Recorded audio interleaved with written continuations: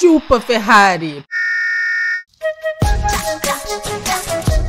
Olá, terráqueos! Hoje a gente vai assistir o camarada Carro de Review e ele vai contar pra gente o que o Corsa e a luta de classes têm em comum. Então, bora lá! Mas antes de começar esse vídeo, se inscreva no canal, ative o sininho e curte esse vídeo. Se você gosta de ver donos de carros esportivos chateados, tá na hora de você ter seu Corsinha mexido e aproveitar o doce choro dos playboys. Você gosta de estudar? Eu gosto de estudar. Você gosta mais de batata ou de estudar? Eu gosto mais de batata e gosto mais de estudar também. Eu sei quanto vocês pediram e finalmente seus pedidos foram atendidos. Estamos gravando um Corsa. Só que esse não é qualquer Corsa. Sim, você não leu Fusca Azul! Errado no título. Esse carro tem um motor 2.0 instalado nele. Como esse não é qualquer Corsa, esse também não vai ser qualquer review. Normalmente estaríamos aqui debatendo a história do carro e suas implicações sociológicas. E olha, o Corsa é um carro tão importante para a história da indústria automotiva brasileira que daria pelo menos uns 20 minutos só para a gente começar a entender esse fenômeno. Sério, quando o Corsa chegou no mercado em 93 para 94, foi um impacto tão grande que fez parecer que todos os outros populares eram da era paleozoica. Tudo bem que eles eram mesmo. O Uno e o Gol quadrado não deixam a gente mentir. Ele é o melhor desde 1993. Mas se você quisesse um Corsinha Wind nessa época, você iria ter que enfrentar o ágio, ou seja, você iria ter que pagar a mais da tabela para poder ter o seu carro. Parecia até 2020, mas era 1994. Eu acho que hoje não é o dia pra gente falar disso, nem é o carro pra isso, porque se quisermos relembrar esse início dos populares, talvez um Corsa Wind cairia melhor. Agora, um Corsa 2.0 mexido, ele invoca outros sentimentos. Enquanto um Corsinha Wind 1.0 mostrava a realidade econômica de um país que estava se recuperando com um plano real, um Corsa 2.0 é um delicioso delírio dos jovens que só querem ver o mundo pegando fogo. Um Corsa 2.0 é algo que não deveria existir, mas graças a Deus algumas pessoas pensaram que isso era exatamente o que o mundo precisava. O mundo precisava ver um Corsa 98 que anda junto com um carro esportivo moderno. Sim, eu tô falando de você, Sandero RS. É estranhamente prazeroso ver um Corsa que foi desenvolvido ali no início dos anos 90, que nessa altura do campeonato já era para ter virado prego. Mano, tem até teto solar. Dando bucha em carros bem mais caros. É bom, mano, não vou mentir. Não à toa tem dois projetos nessa pegada. Chevrolet Corsa GL 2.0 8 válvulas 1998. Alguns homens não procuram nada lógico como dinheiro. Eles não são compráveis, ameaçáveis, razoáveis ou negociáveis. Alguns homens só querem ver o circo pegar fogo. Esse aqui é um Corsa GL 98. Originalmente ele já vinha numa mecânica mais interessante, até porque ele é um dos poucos carros populares que vinham com motor 1.6 decente para a época. Esse motor que ele tinha antigamente era o que a gente chamava de família 1 GM. São motores abaixo de 2.0 com uma característica mais moderna que os motores Volkswagen da época, porém sem deixarem de ser tão rústicos. Até porque, no fim das contas, esse motor é uma versão diminuída e evoluída do Família 2 GM, que era um motor que equipou vários carros dessa marca por, sei lá, uns 50 anos. Sério, até hoje O amigo lá atrás fazendo um joinha. você consegue comprar um carro com motor Família 1. A Spin tá aí para provar meu ponto. É importante entender que até nos anos 90, os motores Família 2 da GM não eram vistos como motores de performance, até porque eles equipavam carros como Monza e Vectra, no máximo um Astra belga que já andava bem de fábrica. Sim, existiam algumas versões esportivas como o Cadete GSI, que eram carros mais leves com esse motor 2.0 GM. Mesmo assim, enquanto o Corsa não existia, os motores Família 2 GM não tinham tanto apreço quanto atualmente. Versões esportivas do Astra e do Vectra surgiram, mas com motores C20XE ou C20NE. Mesmo assim, quem criou a ideia de fazer um demônio com o Corsa é a própria Chevrolet com o Corsa GSI. Essa ideia de se fazer uma coisa chamada foguete de bolso ou pocket rocket para os fãs de peixes com fritas Foguete de bolso. passa a ser aprimorado quando se surge o Turismo 1.6, quando Corsas com motores 1.6 Ecotec começaram a fazer um estrago em Interlagos. Eram carros capazes de girar a 8.000 RPMs, com motores que não eram 1.0. Esses carros assustavam quem estava acostumado com os motores AP presentes nos Passats ou Voyages. E isso perdurou por muito tempo, até surgir a Turismo 2.0. E adivinha qual carro fazia um estrago nessa categoria? Sim, o Corsa. Mesmo com a Chevrolet trazendo os Vectras e Astras, essa plataforma Pô, mas esse Corsa tá bonito, hein? Corsa velho bonitão esse, viu? continuava sendo imbatível. Até hoje, junto com os Onix, o Corsa continua sendo muito importante para o nosso automobilismo, especialmente com a criação da categoria Turismo 1.4. E se um dia vocês quiserem que a gente explique sobre essa doideira do turismo e suas categorias, deixa aí que a gente talvez faça. Se um dia você for num track day, num time attack ou qualquer evento na pista, você com certeza vai ver uma caralhada de Corsas pique turismo fazendo tempo de voltas de carros importados. Eu amo a expressão caralhada. Eu amo. Eu já penso em vários caralhos voando. Caralhinhos voando, caralhões, vários caralhos voando. Incrível. Caralhada. Eu acho que isso é o brilho da coisa. Tem poucas coisas tão lindas quanto essa. É como fazer cebola caramelizada sem colocar açúcar e sem queimar. Chevrolet Corsa GL 2.0 8 válvulas 1998. O carro oficial do Corinthians contra Chelsea em 2012. O carro oficial do Boulos. Até os anos 2000, o Corsa teve seu papel nas pistas e nas ruas. Quem era maluco de não querer um Corsinha fuçado nos anos 90? O carro de hoje é isso. Nossa, esse banco de velcro que cola mais na pele do que outra coisa, esquenta pra caramba. Só não esquenta mais do que o de couro, né? Pode não parecer pra quem não cresceu nos anos 90 ou nos anos 2000, mas isso aqui é o equivalente a você ver um golzinho quadrado nas rodas Bino com um toca-fitas Tojo. Não tem nada mais final dos anos 90 que esse Corsa. Nossa, muito, muito, muito. Olha esse painel. Mas para a gente entender um pouquinho sobre os carros de hoje, eu preciso explicar para vocês sobre os modelos do Corsa. Nos anos 90, o Corsa tinha 4 versões principais. A Super, que era 1.0 um pouco mais espertinha, um pouco mais completa. A Wind, que era a versão mais econômica e totalmente pelada. A GL, que era uma versão um pouco mais completa. E claro, a GSI, que dispensa comentários. Com isso, a versão Deluxe. Podemos dizer que a versão GL vinha para ser um carro um pouco mais completinho, um carro de uso misto. O dono não precisava passar maus bocados como um dono de Corsa Wind. Olha lá, um teto solar. Bom, gostei. Mas também não podia exigir uma esportividade como um Corsa GSI. Fora o fato que um Corsa GSI custava o mesmo que 3 Corsa Wind. Sim, dava para tu começar uma pequena firma ou comprar um Corsa com teto solar e body kit brabo. Voltando ao Corsa GL, ele não era lerdão de motor. Ele tinha um motor 1.6 8 válvulas de 92 cavalos, que para... Já xingou o JK pelo trânsito em São Paulo, no Rio de Janeiro hoje? Na sua capital hoje? Já xingou? Se não xingou, xingue agora. 98 era coisa pra caramba num carrinho popular. Esse motor dava a opção para o carro de não ser apenas um bom carro para a cidade, mas também bom de se pegar estrada. Mesmo assim, quando esse motor começou a dar problemas e finalmente quebrou, o dono decidiu fazer um upgrade. Ele colocou um motor de Vectra 2.0, o bom e velho Família 2, com cabeçote de Astra roletado. E isso dá para atingir brincando seus 140 cavalos com mais de 15 kg de torque. Em outras palavras, é um carro com 950 kg e mais de 140 cavalos. Essa receita parece muito atraente para todos nós que temos vontade de fazer um carrinho pega-bobo, ou sleeper para a galerinha da internet. Um sleeper, ou pega-bobo, é um carro que na sua versão original é meio paia ou tem um motor notoriamente fraco, e que é um carro que poucas pessoas vão esperar que seja forte. Por isso existem espalhados pelo Brasil Corsas Winds e Gols 1000 que de 1.0 não tem nada, só o adesivo na tampa traseira. Isso começa nos anos 90, quando surgem os carros configurados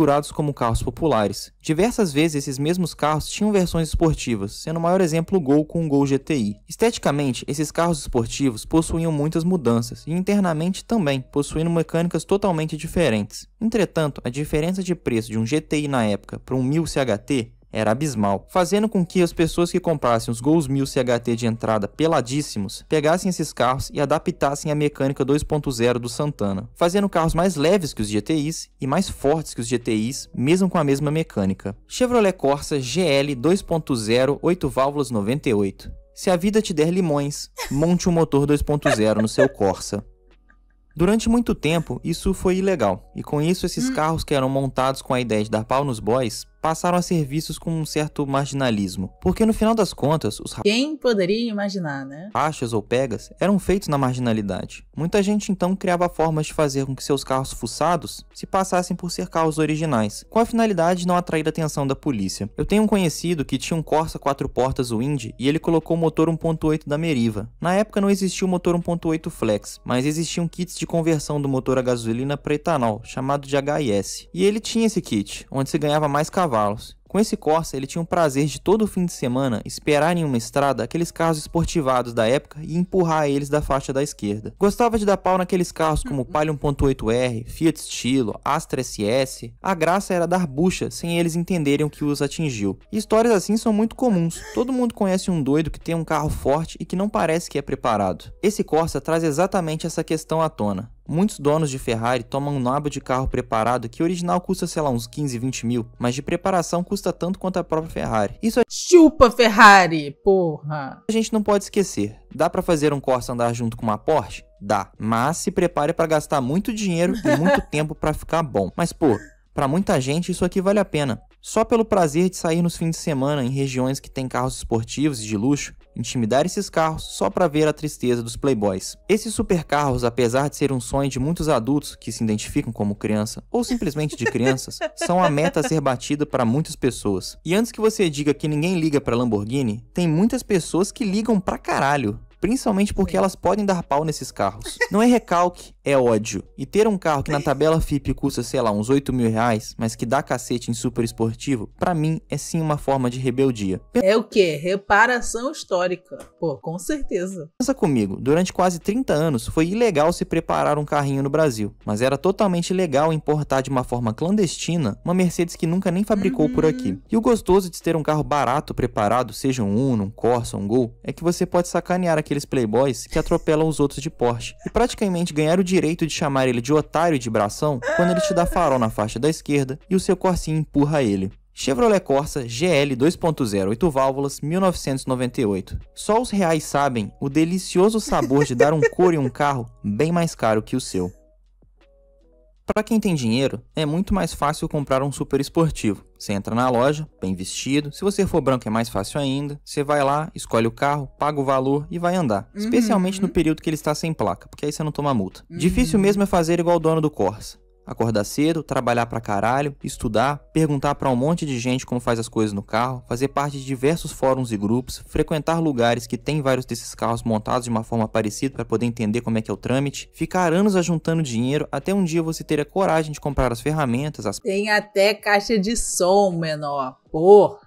peças e assim fazer na sua garagem ouvindo reclamação de todo mundo por muito tempo. Você tem que querer muito para poder fazer isso. Você tem que amar muito, porque não é fácil e nem barato. Existe um público que ama perdidamente a plataforma do Corsa para poder fazer preparações. E não só o Corsa como o Celta. O que eu vou falar aqui serve para os dois, tanto Não ando em Uber Celta. Já viram esse meme, gente? Não ando em Uber Celta. Muito bom. Se não viu, procura aí. Vai achar, não ando em Uber Celta. pro Corsa quanto pro Celta. O Corsa tem uma vantagem sobre o Gol, que também é outro queridinho das preparações, mas o Corsa é leve, com isso ele não exige tanta potência para se mexer. 150 cavalos num Gol são diferentes dos 150 cavalos num Corsa, principalmente por causa do peso. Além do fato que a dirigibilidade do Corsa é melhor do que a do Gol, e você consegue deixar um Corsa travadinho para a pista muito mais fácil do que um Gol. O Gol tem a vantagem de tudo ser mais barato, porque o seu motor foi usado no Santana, que fabricou na China durante muitos e muitos anos. Então tem muita peça barata, e quando você procura no Brasil, também tem muita peça barata, porque é um motor que fabricou, sei lá, uns 50 anos sem parar. Mesmo assim, ele não é moderno igual o Corsa. Mas claro,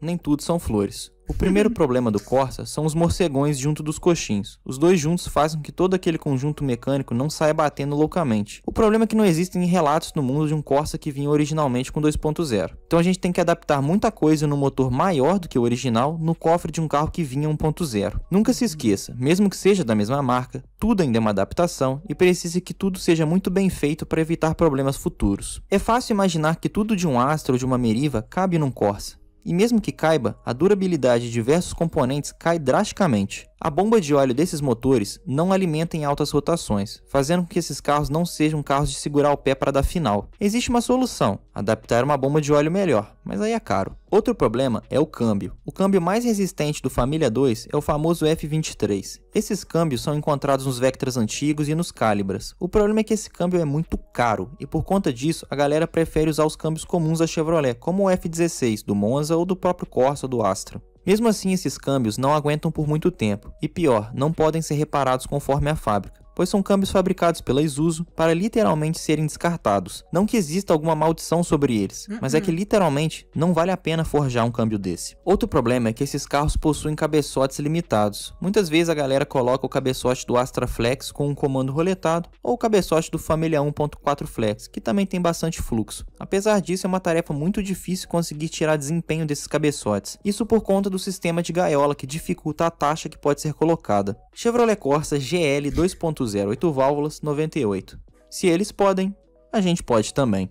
A história desse Corsa é uma verdadeira inspiração pra gente que é meio doido e gosta de mexer nos nossos carros, mas estamos passando algumas dificuldades nos projetos. Hoje é na minha voz, tá? Sem áudio do dono, então não precisa pular esse parágrafo. Se pular, é má pessoa. A ideia inicial era fazer um projetinho de garagem, aquela coisa pai e filho na pandemia. O mundo não podia acabar antes de lançar um Corsão tunado. E não podia ser qualquer Corsa, tinha que ser um Corsa 1.6 8 válvulas 2 portas. E não foi fácil de achar, tá? Começaram a ver vários exemplares caindo aos pedaços. E depois de 4 meses, acharam esse aqui todo empoeirado. Porém, o carro estava bem inteiro de estrutura, interna e externa, sendo um carro pouco mexido e mais fácil de levantar. Porém, ele tinha que fazer o motor porque estava batendo saia do pistão. Compraram o carro por um preço justo pelo que tinha que fazer e rodaram com ele por uns 6 meses. E decidiram que eles mesmos iriam fazer a desmontagem do motor, retificar e montar. E sabe qual a melhor parte?